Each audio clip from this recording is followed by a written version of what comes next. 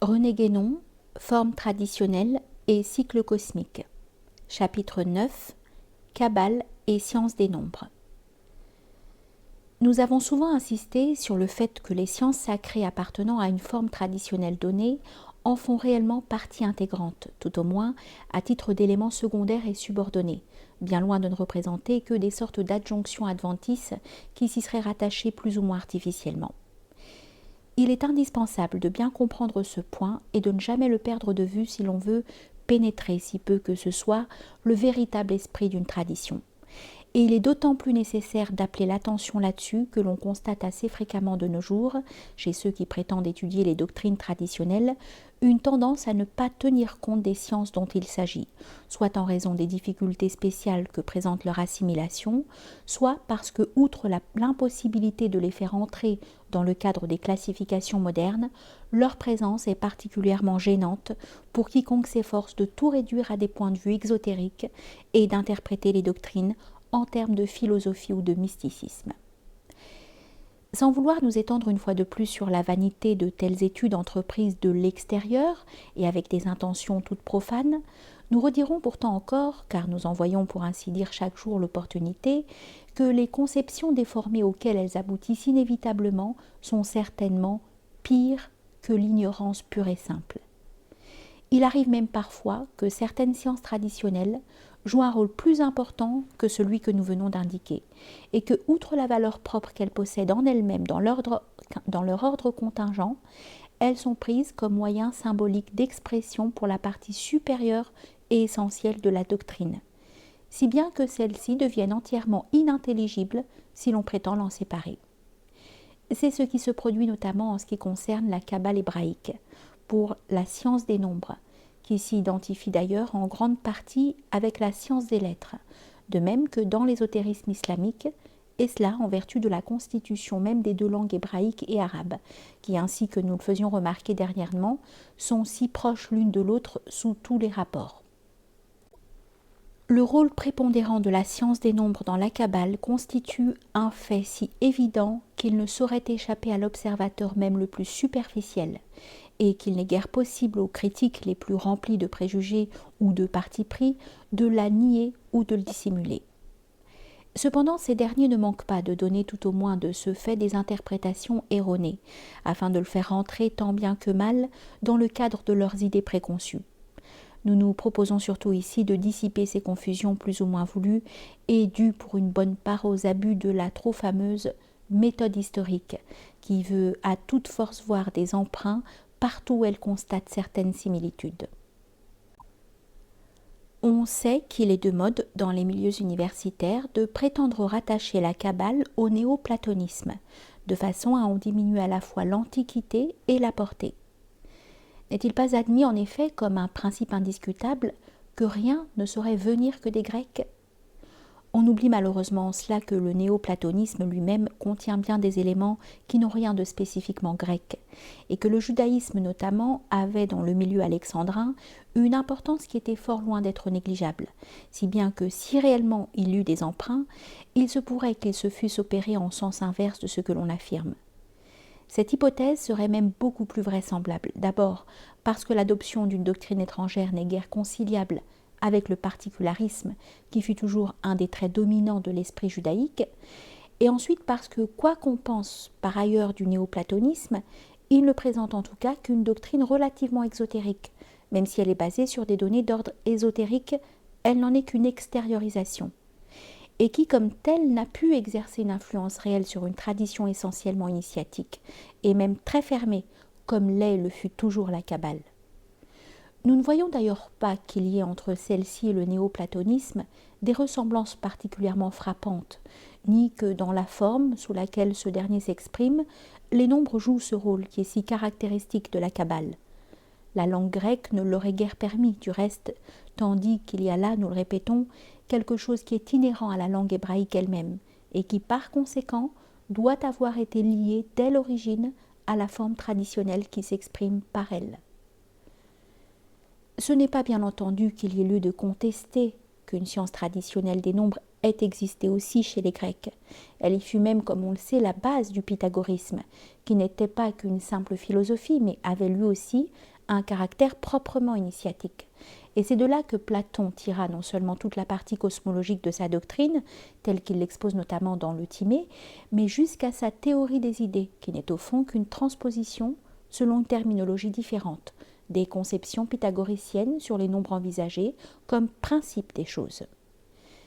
Si donc on voulait trouver réellement chez les Grecs un terme de comparaison avec la Kabbale, c'est au pythagorisme qu'il faudrait remonter. Mais c'est là précisément qu'apparaît le plus clairement toute l'inanité de la thèse des emprunts. Nous sommes bien en présence de deux doctrines initiatiques qui donnent pareillement une importance capitale à la science des nombres. Mais cette science se trouve présentée de part et d'autre sous des formes radicalement différentes. Ici, quelques considérations d'ordre plus général ne seront pas inutiles. Il est parfaitement normal qu'une même science se rencontre dans des traditions diverses, car la vérité, dans quelque domaine que ce soit, ne saurait être le monopole d'une seule forme traditionnelle à l'exclusion des autres. Ce fait ne peut donc être un sujet d'étonnement, sauf sans doute pour les critiques qui ne croient pas à la vérité. Et même, c'est le contraire qui serait non seulement étonnant, mais assez difficilement concevable. Il n'y a là rien qui implique une communication plus ou moins directe entre deux traditions différentes, même au cas où l'une serait incontestablement plus ancienne que l'autre. Ne peut-on constater une certaine vérité et l'exprimer indépendamment de ceux qui l'ont déjà exprimée antérieurement ? Et en outre, cette indépendance n'est-elle pas d'autant plus probable que cette même vérité sera en fait exprimée d'une autre façon ? Il faut bien remarquer d'ailleurs que ceci ne va nullement à l'encontre de l'origine commune de toutes les traditions. Mais la transmission des principes à partir de cette origine commune n'entraîne pas nécessairement d'une façon explicite celle de tous les développements qui y sont impliqués et de toutes les applications auxquelles ils peuvent donner lieu. Tout ce qui est affaire d'adaptation, en un mot, peut être considéré comme appartenant propre à telle ou telle forme traditionnelle particulière. Et si l'on en trouve l'équivalent ailleurs, c'est que des mêmes principes, on devait naturellement tirer les mêmes conséquences, quelle que soit d'ailleurs la façon spéciale dont on les aura exprimées ici ou là, sous la réserve bien entendu de certains modes symboliques d'expression, qui étant partout les mêmes, doivent être regardés comme remontant jusqu'à la tradition primordiale. Les différences de forme seront d'ailleurs en général d'autant plus grandes qu'on s'éloignera davantage des principes pour descendre à un ordre plus contingent. Et c'est là ce qui fait une des principales difficultés de la compréhension de certaines sciences traditionnelles. Ces considérations, on le comprendra sans peine, enlèvent à peu près tout intérêt en ce qui concerne l'origine des traditions ou la provenance des éléments qu'elles renferment, au point de vue historique tel qu'on l'entend dans le monde profane, puisqu'elles rendent parfaitement inutile la supposition d'une filiation directe quelconque. Et là, même où l'on remarque une similitude beaucoup plus étroite entre deux formes traditionnelles, cette similitude beaucoup plus étroite entre deux formes traditionnelles, cette similitude peut s'expliquer beaucoup moins par des emprunts, souvent fort invraisemblables, que par des affinités dues à un certain ensemble de conditions communes ou semblables, comme la race, le type de langage, le mode d'existence, etc., chez les peuples auxquels ces formes s'adressent respectivement.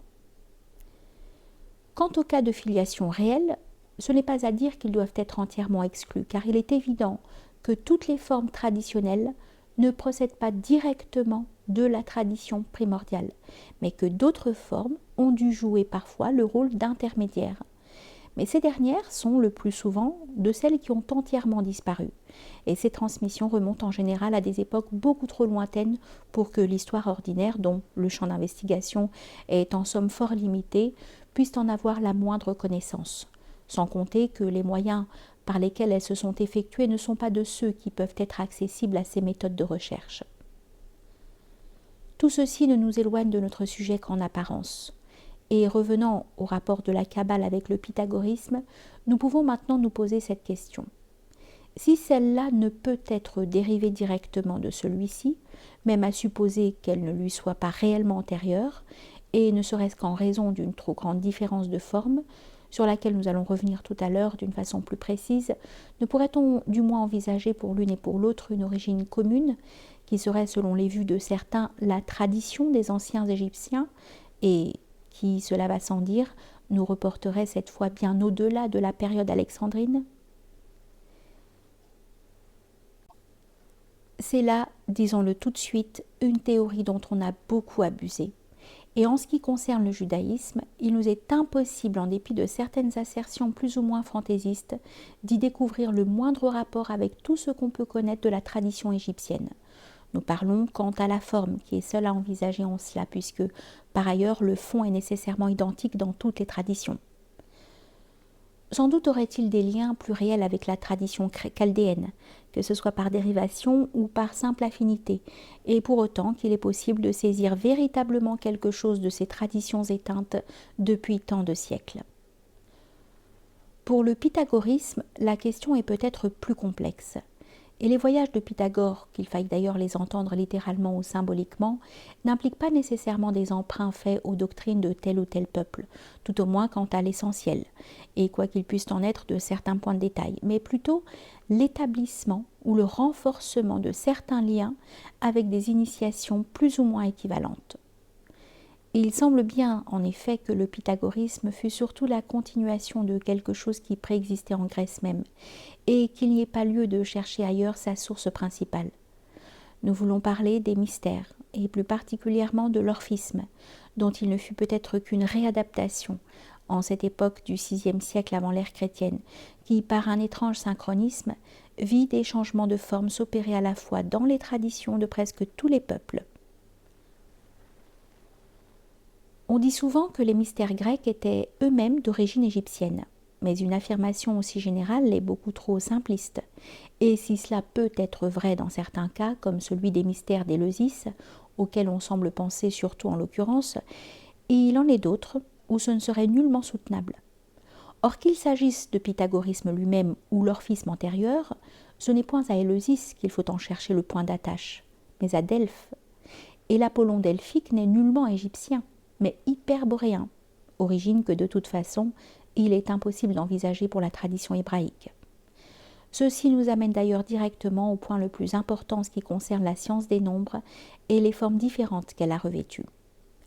Cette science des nombres, dans le pythagorisme, apparaît comme étroitement liée à celle des formes géométriques, et il en est d'ailleurs de même chez Platon qui à cet égard est purement pythagoricien. On pourrait voir là l'expression d'un trait caractéristique de la mentalité hellénique, attachée surtout à la considération des formes visuelles. Et l'on sait qu'en effet, parmi les sciences mathématiques, c'est la géométrie que les Grecs développèrent plus particulièrement. Cependant, il y a quelque chose de plus, tout au moins en ce qui concerne la géométrie sacrée, qui est ce dont il s'agit ici. Le dieu géomètre de Pythagore et de Platon, entendu dans sa signification la plus précise, et, pourrait-on dire, technique, n'est autre qu'Apollon. Nous ne pouvons entrer à ce sujet dans des développements qui nous entraîneraient trop loin et peut-être reviendrons-nous sur cette question en une autre occasion. Il nous suffit présentement de faire remarquer que ce fait s'oppose nettement à l'hypothèse d'une origine commune du pythagorisme et de la Kabbale, et cela sur le point même où l'on a cherché surtout à les rapprocher, et qui est à vrai dire le seul qui ait pu donner l'idée d'un tel rapprochement, c'est-à-dire la similitude apparente des deux doctrines quant au rôle qui joue la science des nombres. Dans la Kabbale, cette même science des nombres ne se présente nullement comme rattachée de la même façon au symbolisme géométrique. Et il est facile de comprendre qu'il en soit ainsi, car ce symbolisme ne pourrait convenir à des peuples nomades comme le furent essentiellement à l'origine les Hébreux et les Arabes. Par contre, nous trouvons là quelque chose qui n'a pas son équivalent chez les Grecs. L'union étroite, on pourrait même dire l'identification sous bien des rapports, de la science des nombres avec celle des lettres, en raison des correspondances numériques de celles-ci. C'est là ce qui est éminemment caractéristique de la Kabbale et qui ne se retrouve nulle part ailleurs, du moins sous cet aspect et avec ce développement, si ce n'est, comme nous l'avons déjà dit, dans l'ésotérisme islamique, c'est-à-dire en somme dans la tradition arabe. Il pourrait sembler étonnant à première vue que les considérations de cet ordre soient demeurées étrangères aux Grecs, puisque chez eux aussi les lettres ont une valeur numérique, qui est d'ailleurs la même que dans les alphabets hébreux et arabes pour celles qui y ont leur équivalent, et que même il n'y eut jamais d'autres signes de numération. L'explication de ce fait est cependant assez simple, c'est que l'écriture grecque ne représente en réalité qu'une importation étrangère, soit phénicienne comme on le dit plus habituellement, soit en tout cas cadméenne, c'est-à-dire orientale, sans spécification plus précise, et les noms même des lettres en font foi, et qui dans son symbolisme numérique ou autre n'a jamais véritablement, si l'on peut exprimer ainsi, fait corps avec la langue même. Au contraire, dans des langues telles l'hébreu et l'arabe, la signification des mots est inséparable du symbolisme littéral, et il serait impossible d'en donner une interprétation complète quant à leur sens le plus profond, celui qui importe vraiment au point de vue traditionnel et initiatique, car il ne faut pas oublier qu'il s'agit ici essentiellement de langues sacrées, sans tenir compte de la valeur numérique des lettres qui les composent. Les rapports existants entre des mots numériquement équivalents et les substitutions auxquelles ils donnent lieu parfois sont à cet égard un exemple particulièrement net. Il y a donc là quelque chose qui, comme nous le disions au début, tient essentiellement à la constitution même de ces langues, qui est liée d'une façon proprement organique, bien loin d'être venu s'y adjoindre du dehors, et après coup, comme dans le cas de la langue grecque. Et cet élément se trouvant à la fois dans l'hébreu et dans l'arabe, on peut légitimement le regarder comme procédant de la source commune de ces deux langues et des deux traditions qu'elles expriment, c'est-à-dire de ce qu'on peut appeler la tradition abrahamique. Nous pouvons donc tirer maintenant de ces considérations les conclusions qui s'imposent. C'est que si nous envisageons la science des nombres chez les Grecs et les Hébreux, nous la voyons revêtue de deux formes très différentes et appuyée d'une part sur un symbolisme géométrique, de l'autre sur un symbolisme littéral. Par suite, il ne saurait être question d'emprunt, pas plus d'un côté que de l'autre, mais seulement d'équivalence, comme il s'en rencontre nécessairement entre toutes les formes traditionnelles. Nous laissons d'ailleurs entièrement de côté toute question de priorité, sans intérêt véritable dans ces conditions et peut-être insoluble, le point de départ réel pouvant se trouver fort au-delà des époques pour lesquelles il est possible d'établir une chronologie tant soit peu rigoureuse. En outre, l'hypothèse même d'une origine commune immédiate doit également être écartée car nous voyons la tradition dont cette science fait partie intégrante remonter d'une part à une source apollinienne, c'est-à-dire directement hyperboréenne, et de l'autre à une source abrahamique, qui se rattache vraisemblablement surtout elle-même, comme le suggèrent d'ailleurs les noms mêmes des Hébreux et des Arabes, au courant traditionnel venu de l'île perdue de l'Occident.